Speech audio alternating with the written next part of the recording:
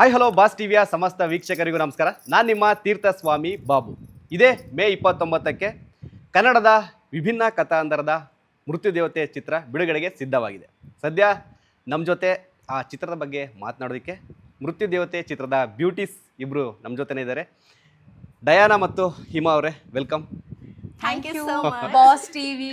Okay, so beauties ಅದೇ ಥರ ಇದ್ದೀರಾ, ಸೊ ಅದಕ್ಕೆ ಬ್ಯೂಟೀಸ್ ಅಂದೆ. Thank you. ಸೊ ಏನು ಹೇಳ್ತೀರಾ? ನಾನೇ ಮಾಡ್ಬಿಡ್ತೀನಿ ಇವಳು. ಓಕೆ, ಮೃತ್ಯುದೇವತೆ ಇನ್ನೇನು 29ಕ್ಕೆ ರಿಲೀಸ್ಗೆ ರೆಡಿ ಇದೆ. ಸೊ ಈಗಲೇ ಆಲ್ರೆಡಿ ನಿಮ್ಮ ಜೋಶು ಫುಲ್ ಆಗಿದೆ, ಓವರ್ಲೋಡೆಡ್ ಆಗಿದೆ. ಸೊ ಏನು ಹೇಳ್ತೀರಾ ಅಂತ? ಏನ್ ಪ್ರತಿಯೊಬ್ಬರ ಆರ್ಟಿಸ್ಟಿಗೂ ಅವ್ರು ಮಾಡೋ ಪ್ರಾಜೆಕ್ಟ್ಗಳು ಖುಷಿ ಕೊಟ್ಟೆ ಕೊಡುತ್ತೆ. ಓಕೆ, ಏನೋ ಆಸೆ ಕನಸು ಹೊತ್ತು ಬಂದಿದೀವಿ, ಏನೋ ಒಂದು ಮಾಡಬೇಕು, ಹೆಸರು ಮಾಡಬೇಕು. ಅಂದ್ರೆ ಹೀರೋ ಯಾರು ಬೇಕಾದ್ರೂ ಡಾಕ್ಟರ್ ಇಂಜಿನಿಯರ್ ಆಗ್ಬಿಡ್ಬೋದು, ಹೌದು. ಬಟ್ ಈ ಸ್ಟಾರ್ ಅನ್ನೋದು ಇದೆಯಲ್ಲ, ಅದು ಎಲ್ಲರಿಗೂ ಸಿಗಲ್ಲ, ಆಗಕ್ಕಾಗಲ್ಲ. ಸೊ ಆ ಆಸೆನ ನಾವು ಹೊತ್ಕೊಂಡು ಬಂದಿದೀವಿ. ಇದು ನನ್ನ 6ನೇ ಸಿನಿಮಾ ರಿಲೀಸ್ ಆಗ್ತಾ ಇರೋದು. ಓಕೆ, ಸೊ ಇನ್ನು ಮಾಡಿರೋ ಸಿನಿಮಾ ರಿಲೀಸ್ ಆಗ್ಬೇಕಿದೆ, ವರ್ಷ ಬರುತ್ತೆ. ಅದರಲ್ಲಿ ಮುಂಚೆಯಾಗಿ ಮೃತ್ಯುದೇವತೆ ಅದು 6ನೇ ನಂಬರ್ಗೆ ಬಂದಿದೆ, ಶುಕ್ರ 6 ಅಂದ್ರೆ. ಸೊ ಅದು ಲಕ್ಕಿ. ಸೊ ಹಾಗಾಗಿ ವೆಯ್ಟ್ ಮಾಡ್ತಾ ಇದ್ದೀನಿ ಹೇಗೆ ರೆಸ್ಪಾನ್ಸ್ ಬರುತ್ತೆ ಏನು ಅಂತ. ಓಕೆ, ಸೊ ನೀವು ಹೇಳ್ದಂಗೆ ಕರೆಕ್ಟ್. ಆ್ಯಕ್ಟರ್ಸ್ ಆಗಿ ತುಂಬ ಸ್ವಲ್ಪ ಕಷ್ಟ, ಹಾರ್ಡ್ ವರ್ಕ್ ಎಲ್ಲ ಮಾಡಿರಬೇಕು ಅಂತ. ಸೊ ನಿಮ್ದು ಯಾವ ಥರ ಇತ್ತು ಪ್ರಿಪರೇಷನ್? ಅಂದ್ರೆ ಸರ್, ನಾನು ಸ್ಕೂಲು ಮುಂಚೆಯಿಂದನೂ ಹೀರೋಯಿನ್ ವೈಬೇ. ಓಕೆ, ನಾವು ಬಸ್ಸಲ್ಲಿ ಹೋಗ್ತಾನೋ ಹೀರೋಯಿನ್ ತರಾನೇ, ವಾಕಲ್ಲೂ ಹೀರೋಯಿನ್, ನಾವು ಎಲ್ಲಾ ತರ ಹೀರೋಯಿನ್ ವೈಬೇ ನಮ್ದು. ಆದ್ರೆ ನನಗ್ ಗೊತ್ತಿರ್ಲಿಲ್ಲ ನಾನು ಆಕ್ಟರ್ ಆಗ್ತೀನಿ ಅಂತ. ನಾನು ಇದುವರೆಗೂ ಯಾವ ಇಂಟರ್ವ್ಯೂ ಅಲ್ಲೂ ಇಷ್ಟು ಒಂದು 15 ಸಿನಿಮಾ ಮಾಡಿದ್ರು ನಾನು ಯಾವ್ದ್ರಲ್ಲೂ ಹೇಳಿಲ್ಲ ನಾನ್ ಹೀರೋಯಿನ್ ಆಗ್ಬೇಕು ಅಂತ ಅನ್ಸಿದ್ದು ಒಬ್ರೇ ಹೀರೋಯಿನ್ ನೋಡಿ. Okay, Rachchu madam. Okay, Rachita Ram ಅವರು. ನಾನು ಯಾವಾಗೂ ಹೇಳಿಲ್ಲ ಅವ್ರ ಬಿಗ್ ಫ್ಯಾನ್ ನಾನು ಅಂತ. ನಾನು ಇಲ್ಲಿ ಹೇಳ್ತಾ ಇದ್ದೀನಿ. ಎಸ್, ನನಗೆ ಅವ್ರಂದ್ರೆ ಸಿಕ್ಕಾಪಟ್ಟೆ ಇಷ್ಟ. ಅವ್ರ ಸೀರಿಯಲ್ ಅಲ್ಲಿ ನೋಡಿ ಅವಾಗಿಂದ ನನಗೆ ಅನ್ಸಿದ್ದು ನಾನು ಆಕ್ಟರ್ ಆಗ್ಬೇಕು. ಅಂದ್ರೆ ಆಕ್ಟರ್ ಅನ್ನೋದ್ರೆ ನನ್ನಂತೂ ಹಳ್ಳಿ, ಶಿವಮೊಗ್ಗ ಹತ್ರ ಹುಡುಗಿ, ನಾನು ಒಂದು ಹಳ್ಳಿಲಿ ಬೆಳೆದಿರೋದು. ನನಗೇನು ಗೊತ್ತೇ ಇಲ್ಲ ಯಾವ್ದ್ರ ಬಗ್ಗೆನು. ಏನೋ ಒಟ್ಟು ಆದ್ರೂ ಯಾವಾಗ್ಲೂ ಅದೇ ಡ್ರೆಸ್ಸಿಂಗ್ ಸೆನ್ಸ್, ಅವ್ರು ಏನ್ ಹಾಕ್ತಾರೋ ಅದನ್ನ ಹುಡ್ಕೋದು, ಆ ಮ್ಯಾಚಿಂಗ್ ಹಾಕೋದು. ಅಂದ್ರೆ ನಂಗೆ ತುಂಬಾ ಪ್ರೆಸೆಂಟೇಬಲ್ ಆಗಿರೋದು ತುಂಬಾ ಇಷ್ಟ. ಅದೇ ಝೋನಲ್ಲಿ ಬಂದೆ ವರ್ಕ್ ಮಾಡಕ್ಕೆ ಅಂತ ಬಂದೆ. ಇನ್ನು ಮುಗ್ದಿರ್ಲಿಲ್ಲ ಎಜುಕೇಶನ್ ನಂದು. ಸೊ ಇಲ್ಲಿ ಒಂದು ಸುಂದರಿ ಸೀರಿಯಲ್ ಅನ್ನೋ ಒಂದು ಸೀರಿಯಲ್ ಇಂದ ಲಾಂಚ್ ಆಗಿ ಹಾಗೆ ಹಾಗೆ ಹಾಗೆ ಇವಾಗ ಒಂದು 15 ಸಿನಿಮಾ ಮುಖಾಂತರ ಮಾಡಿದೀನಿ. ಅಂದ್ರೆ ನಾನು ನಿಜ ಹೇಳ್ತೀನಿ ಸರ್, ನಾನು ಆಕ್ಟಿಂಗ್ ಕ್ಲಾಸ್ಗೂ ಹೋಗಿಲ್ಲ. ಸ್ವಲ್ಪ ಮುಂಚೆಯಿಂದನೂ ಸ್ಕೂಲಲ್ಲಿ ಡ್ಯಾನ್ಸು, ಡ್ರಾಮಾ ಎಲ್ಲದ್ರಲ್ಲೂ ಫಸ್ಟ್. ನಾನು ಸ್ವಲ್ಪ ಓದೋದ ನಂಗೆ ಇಂಟ್ರೆಸ್ಟ್ ಇಲ್ಲ. ಈ ಅಂದ್ರೆ ನಾಟಕ, ಹಾಡೋದು ಎಲ್ಲದ್ರಲ್ಲೂ ನಾನು ಟಾಪ್. ಮತ್ತೆ ಇನ್ನ ಸ್ಪೋರ್ಟ್ಸ್ ಅಲ್ಲೂ ಕೂಡ. ಸೊ ಹಾಗಾಗಿ ಅದು ಕರ್ಕೊಂಡ್ ಬಂತು, ಕಲೆ ಅನ್ನೋದು ಬಿಡ್ಲಿಲ್ಲ ನನ್ನ. ಸೊ ಇಲ್ಲಿಗೆ ಬಂದು ಇವಾಗ ಇಲ್ಲಿ ಕೂರ್ಸಿದೆ ನಿಮ್ ಮುಂದೆ. ಓಕೆ, ಇಲ್ಲಿ ಇದ್ರಲ್ಲಿ ಜೋಶಲ್ಲಿ ಅಂದ್ರೆ ಯಾವ ಪ್ರಿಪರೇಷನ್ ಏನಿಲ್ಲ ಸರ್. ನನ್ಗೆ ಅದೇನೋ ಅಂತಾರಲ್ಲ, ಅದು ತಿನ್ನೋ ಋಣ ಇತ್ತು ಅಂದ್ರೆ ಹೆಂಗಿದ್ರು ಕರ್ಕೊಂಡು ಬರುತ್ತೆ ಅಂತ ಒಟ್ಟು ಇಲ್ಲಿಗೆ ಬಂದು ನಿಂತಿದ್ದೀನಿ. ಓಕೆ, ಇನ್ನು ಡಯಾನಾ ಅವರು ಮೋಸ್ಟ್ಲಿ ಅವ್ರು ನೋಡ್ಬಿಟ್ಟೇನೋ ಡಯಾನಾ ಸಾಂಗ್ ಮಾಡಿದ್ದಾರೆ ಅಂತ ಅನ್ಸುತ್ತಲ್ವಾ? ಸೊ ಅದೇ, ಸೊ ಡಯಾನಾ ಅವ್ರದ್ದು ಯಾವ ಥರ ಇತ್ತು ಹಿನ್ನೆಲೆ ಅಂದರೆ ಎಂಟ್ರಿ ಕೊಡೋದಕ್ಕೆ? ನಾನು ಬೇಸಿಕಲಿ ಬಂದು ಕೊಳ್ಳೇಗಾಲ. ಸೊ ಅಲ್ಲಿಂದ ನಾನು ಮೈಸೂರು ಶಿಫ್ಟ್ ಆಗಿ ನಾನು ಡಿಗ್ರಿ ಮಾಡುವಾಗನೇ ಫ್ಯಾಷನ್ ಶೋ ಎಲ್ಲ ಮಾಡ್ತಾ ಇದ್ದೆ. ತುಂಬ ಇಂಟ್ರೆಸ್ಟ್ ಇತ್ತು. ಬಟ್ ಅಂದರೆ ಸ್ವಲ್ಪ ಮಿಡ್ಲ್ ಕ್ಲಾಸ್ ಫ್ಯಾಮಿಲಿ ಎಲ್ಲ, ಅಷ್ಟೊಂದು ಇನ್ವೆಸ್ಟ್ ಮಾಡೋಕ್ಕೆ ಕಾಸ್ಟ್ಯೂಮ್ಸಿಗೆ ಆ್ಯಂಡ್ ಮೇಕಪ್ಗೆ ಆ ಥರ ಇಲ್ಲದೆ ಇರುವಾಗ, ಅಂದರೆ ಆ ಥರ ಬ್ಯಾಕ್ಗ್ರೌಂಡಿಂದನೇ ಬಂದಿದ್ದು. ಅದಾದಮೇಲೆ ನನಗೆ ಫ್ಯಾಷನ್ ಶೋಸಲ್ಲಿ ತುಂಬ ಇಂಟ್ರೆಸ್ಟ್ ಇತ್ತು. ತುಂಬ ಚೆನ್ನಾಗಿ ವಾಕ್ ಮಾಡ್ತಾ ಇದ್ದೆ. ನನ್ನನ್ನು ಎಲ್ಲದಕ್ಕೂ ಸೆಲೆಕ್ಟ್ ಮಾಡಿ ಯಾವುದೇ ಫ್ಯಾಷನ್ ಶೋ ಆದರೂ ನಾನೇ ಫಸ್ಟ್ ಬರ್ತಾ ಇದ್ದೆ. ಟೈಟಲ್ ತಗೊಂಡೇ ಬರ್ತಾ ಇದ್ದೆ ಮನೆಗೆ. ಸೊ ತುಂಬಾ ಇದೆ ನನ್ನ ಮನೇಲಿ ಟೈಟಲ್ಸು. ಅದಾದಮೇಲೆ ನನಗೆ ಫಸ್ಟ್ ಮೂವಿ ಸಿಕ್ತು. ಅಂದರೆ ಕ್ಯಾರೆಕ್ಟರ್ಸ್ ಮಾಡ್ತಾ ಇದ್ದೆ ಸ್ಟಾರ್ಟಿಂಗ್. ಅಂದರೆ ಬೇರೆ ಲ್ಯಾಂಗ್ವೇಜಸಲ್ಲೂ ಕ್ಯಾರೆಕ್ಟರ್ಸ್ ಎಲ್ಲ ಮಾಡಿದ್ದೀನಿ. ಆ್ಯಂಡ್ ಅದಾದಮೇಲೆ ನನಗೆ ಲೈಕ್ ಮೂವೀಸಲ್ಲಿ ಹೀರೋಯಿನ್ ಕ್ಯಾರೆಕ್ಟರ್ ಆ ಥರ ಸಿಗೋಕ್ಕೆ ಸ್ಟಾರ್ಟ್ ಆಯಿತು. ಅದಾದಮೇಲೆ ಒಂದು ಮಾಡಿಕೊಂಡು ಇವಾಗ ಸದ್ಯಕ್ಕೆ ಮೃತ್ಯುದೇವತೆ ಅಲ್ಲಿ ಇದ್ದೀವಿ. ಓಕೆ, ಹಿಮಾ ಅವ್ರು ಹೇಳಿದ್ರು ನಾನಂತೂ ಆ್ಯಕ್ಟಿಂಗ್ ಕ್ಲಾಸ್ ಏನು ಹೋಗಿಲ್ಲ ಅಂತ. ಸೊ ನೀವೇನಾದ್ರೂ? ನಾನು ಹೋಗಿಲ್ಲ. ಹಾಗೆ ನೋಡ್ತಾ ನೋಡ್ತಾ ಮಾಡಬೇಕು ಅನ್ನೋ ಇಂಟ್ರೆಸ್ಟ್ ಇದೆ, ಬಟ್ ಎಲ್ಲೂ ಹೋಗಿ ಕಲಿಬೇಕು ಅಂತ ಇಲ್ಲ. ಕೆಲವೊಬ್ರಿಗೆ ಬಂದ್ಬಿಟ್ಟಿರುತ್ತೆ ಸರ್, ಅದು ಬರುತ್ತೆ ಬಂದ್ಬಿಡುತ್ತೆ. ಅದು ಹೇಳಕ್ಕಾಗಲ್ಲ, ಅದು ಸ್ಟಾರ್ ಅನ್ನೋದು ಹುಡ್ದಾಗೆ ಪಡ್ಕೊಂಡು. ಸೊ ಅದ್ರಲ್ಲಿ ನಾನು ಒಬ್ಳು ಅಂತ ಹೇಳಕ್ ನನಗೆ ಹೆಮ್ಮೆ ಇದೆ. ನನ್ಗೇನಿಲ್ಲ, ಬಿಕಾಸ್ ನಾನು ಫಸ್ಟ್ ಸೀರಿಯಲ್ ಅಲ್ಲಿ ಒಂದು ವಾಕ್ ಮಾಡ್ಕೊಂಡು ಹೋಗೋ ಸೀನ್ ಇತ್ತು. ಒನ್ ಟೇಕಲ್ಲೇ ಮಾಡಿರೋದು ನಾನು. ನನಗೆ ಇವತ್ತು ಇದುವರೆಗೂ ಆವಾಗ ನನ್ನ ಕ್ಯಾಮ್ರಾ ಅನ್ನೋದೇ ನಂಗೆ ಗೊತ್ತಿಲ್ಲ ಹೆಂಗ್ ಮಾಡ್ಬೇಕು ಅಂತ. ಬಿಕಾಸ್ ಅಷ್ಟು ಇಷ್ಟ, ಅದೊಂದು ಪ್ಯಾಷನ್. ಅದೇ ಒಂದು ಅಂದಾಗ ಅದು ಅದೇ ಹೇಳ್ನಲ್ಲ, ಆಟೋಮೆಟಿಕ್ಲಿ ನೋಡ್ತಾ ನೋಡ್ತಾ ಹೆಂಗೆ ಏನು ಅಂತ ತಿಳ್ಕೊಂಡು ಬಂದ್ಬಿಟ್ವಿ. ನಮಗೆ ನಿಮ್ಮ ಮಾತು ನಿಮ್ಮ ಒಂದು ಇದನ್ನು ಆಟಿಟ್ಯೂಡ್ ನೋಡ್ತಾ ಇದ್ರೆ ಅನ್ಸುತ್ತೆ ನಿಮ್ಮ ತರ ಕಾನ್ಫಿಡೆನ್ಸ್ ಇದ್ಬಿಟ್ರೆ ಏನು ಸಮಸ್ಯೆ ಇರಲ್ಲ, ಎಲ್ಲದನ್ನು ಕೂಡ ಫೇಸ್ ಮಾಡ್ಬೋದು. ಹಾ ಅದು ಓಕೆ, ಬಟ್ ಒಂದೊಂದ್ಸಲ ಹೊಡ್ತಾ ತಿಂತೀನಿ, ಅದರಿಂದ ಬೇಜಾರ್ ಮಾಡ್ಕೊಂಡು ಬರ್ತೀನಿ, ಅಯ್ಯೋ ಆಗ್ಲೇ ಇಲ್ಲಲ್ಲ ಹಿಂಗಾಗೋಯ್ತು ಏನೋ ಅನ್ಕೊಂಡು ಹೋದೆ ಅಂತ.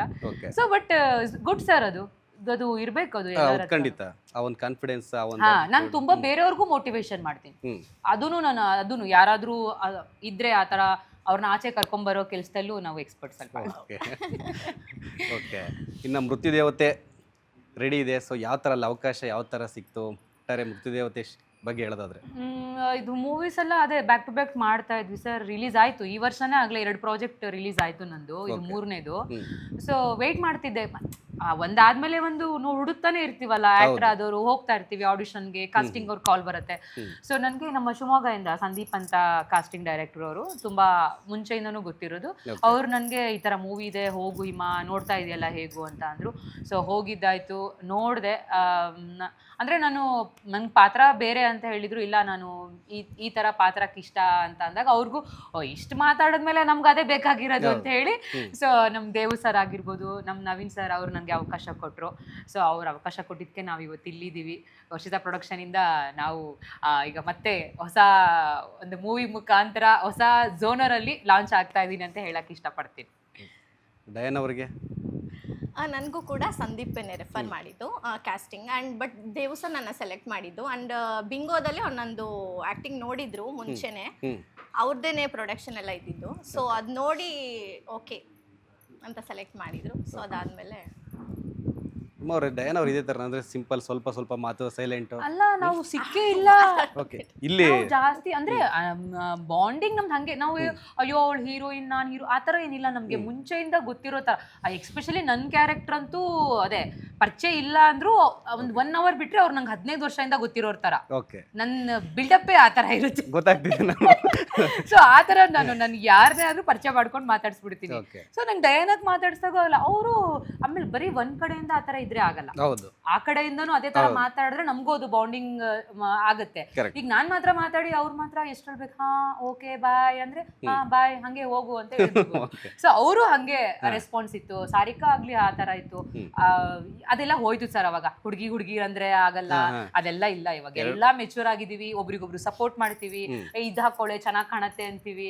ಸೊ ಸಿನಿಮಾದಲ್ಲಿ ಸಿಕ್ಕಿಲ್ಲ ನನಗೆ ಮಾಡೋದಕ್ಕೆ ಅವ್ರ ಜೊತೆಗೆ ಆಕ್ಟ್ ಎಲ್ಲ, ಬಟ್ ಅದು ಹೋಗ್ತಾ ಬರ್ತಾ ಇಲ್ಲ ಇದ್ದಾಗ ಚೆನ್ನಾಗಿ ಕ್ಲೋಸ್ ಆಗಿದೆ. ಸೊ 2 ಜಡೆ ಸೇರಿದ್ರೆ ಜಗಳ ಇದೆ ಆಗುತ್ತೆ ಅನ್ನೋ ಕಾನ್ಸೆಪ್ಟ್ ನಿಮ್ಮಿಂದ ಅದನ್ನ ತೆಗಿಬೇಕು ಅನ್ಸುತ್ತೆ.